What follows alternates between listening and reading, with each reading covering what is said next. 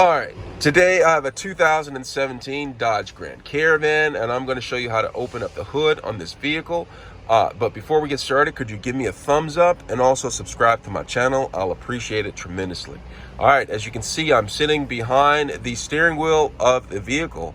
What I'm going to do is I'm going to look down towards the feet. There's some feet. There are some pedals right here. All right, what we're going to do is we're going to find this lever right here. We're going to pull this.